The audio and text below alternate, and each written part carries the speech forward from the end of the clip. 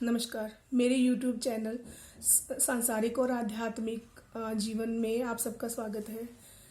मैंने आज ये वीडियो इसलिए बनाया है क्योंकि बहुत समय पहले से मैं समाज में स्त्री के प्रति एक ऐसी शब्दावली, ऐसी पंक्तियां सुनती आ रही हूँ जिसका मुझे सुनकर मुझे अच्छा नहीं लगता था कि हमारे शास्त्र, हमारे महाकाव्य जिनमें इतना बड़ा ज्ञान भरा हुआ है हमारे देश के लिए, हमारा देश जगत गुरु रहा, आध्यात्मिक गुरु रहा, इतना ज्ञान भरा हुआ है।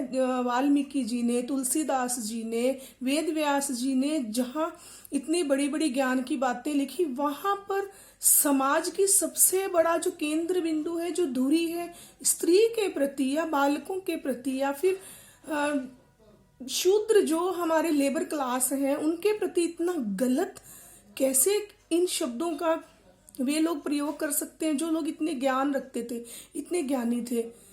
तो काफी बार मैंने ये पंक्तियां सुनी जो हमारे रामचरितमानस जी में, जो हमारा तुलसीदास जी ने लिखा है, उसमें दो पंक्तियां कही गई। चौपाई है कि ढोल बालक शूद्र और नारी ये सब ताड़न के अधिकारी।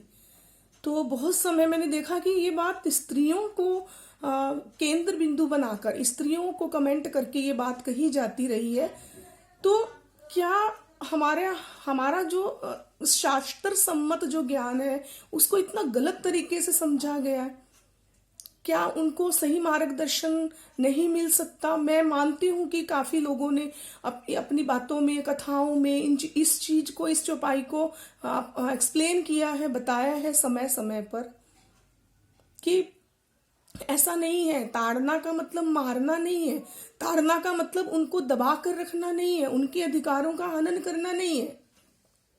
फिर भी ये बातें हमारे सामने समय समय पर आती रही हैं। तो मैं आज ये बताना चाहती हूँ कि जैसे हमने यमक अलंकार का एक उदाहरण पढ़ा है, कनक कनकते सो गुनी मादकता अधिकाए, या खाए बोराए जग वापाए बोराए। तो कनक शब्द एक है और इसके दो तरह से अर्थ निकल रहे हैं, एक धतूरा और एक सोना। एक को खाकर ही मदमस्त हुआ जाता है और दूसरे को केवल पाकर ही लोग बोरा जाते हैं, अपना विवेक खो देते हैं। तो उसी प्रकार ये अलग अलग जो हमारा ताड़न शब्द है, जो जैसे हम कहते हैं हमारे देश के अंदर अलग अलग स्टेट्स हैं, अलग अलग राज्य हैं, तो राज्यों में अलग अलग भाषाएं, कहते हैं ना 100 कोस पे पानी बदले 100 कोस पे पानी बदले 4 कोस पे बानी। तो इसी प्रकार हर स्टेट की अलग भाषा है। तो उन भाषाओं में एक बात के लिए, जिस एक शब्द के लिए जो अलग अलग भाषाओं में अलग शब्द बना है, हमें उन सबको समझने की आवश्यकता है। यदि हम नहीं समझते तो हमें उस पर गलत चीज को आगे बढ़ाने की कोई आवश्यकता नहीं है। जब तक आप उस शब्द का अर्थ नहीं समझते, आपको कोई अधिकार नहीं है आप किसी के बारे में कोई भी कमेंट कर सके। तो सबसे पहले मैं बात करती हूँ ढोल की। ढोल शूद्र, पशु और नारी ये सब ताड़न के अधिकारी। तो ढोल को ताड़ने, एक मध्य प्रदेश में एक शब्द यूज किया जाता है कि ताड़ना। ताड़ना का मतलब है देखना। हमारे स्टेट में ये शब्द बोला जाता है, ताड़ना का मतलब होता है देखना। तो ढोल को जब बजाया जाता है, दोनों हाथों से बजाया जाता है, तो उसके मतलब बीच बीच में हमें उसे देखते रहने की आवश्यकता है कि कहीं उसके सुर कहीं ढीले तो नहीं हो गए। यदि उसके सुर ढीले हो गए तो उसे फिर से, जब तक हम कसेंगे नहीं, वो फिर से सही आवाज में, सही ध्वनि में हमें प्रदत्त नहीं करेगा। जो आनंद हम उठा रहे हैं ढोल का, वो सही से हमारे पास नहीं पहुंच पाएगा। तो उसे बीच बीच में ताड़ते रहना चाहिए, देखते रहना चाहिए। उसे ऐसे छोड़ देंगे तो उसके जो सुर होते हैं, जो हमें रस्सियों पे कसने पड़ते हैं, वो ढीले पड़ जाते हैं। तो उसे समय समय पर हमें ताड़ने की आवश्यकता, देखने की आवश्यकता है।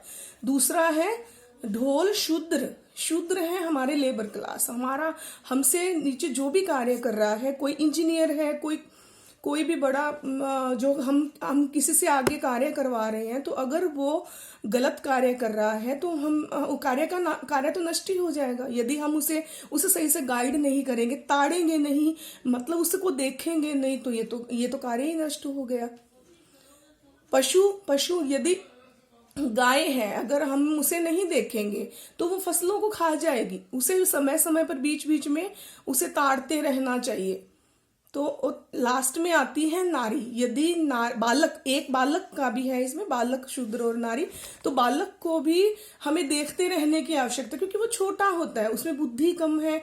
तो बालक को अगर हम बीच बीच में नहीं देखेंगे तो वो गलत रास्ते पर जा सकता है। तो हमें उसे सही निर्देशन देने की आवश्यकता है, उसकी देखभाल करने की आवश्यकता है।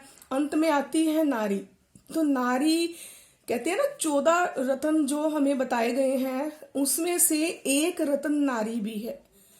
तो यदि वो पिता के घर में होती है तो पिता के घर का वो रत्न होती है। और जब अगर पिता उसे नहीं देखेंगे तो हो सकता है उसके साथ कोई अन्याय कर दे। वो बाहर है, अगर उसे नहीं देख रहे, नहीं ताड़ रहे, तो कोई उसके साथ कुछ गलत ना करके चला जाए, क्योंकि पिता के घर में तो वही रत्न है। यदि वो पति के घर में आ जाती है तो उसे पति को देखना चाहिए। जैसे पति और पत्नी जा रहे हैं, बहुत पीछे अगर पत्नी चल रही है, पति आगे चल रहे हैं, और अगर उसे नहीं ताड़ेंगे, समय समय पर नहीं देखेंगे, तो हो सकता है आपके उस रत्न को कोई हानि भी पहुंचा सकता है।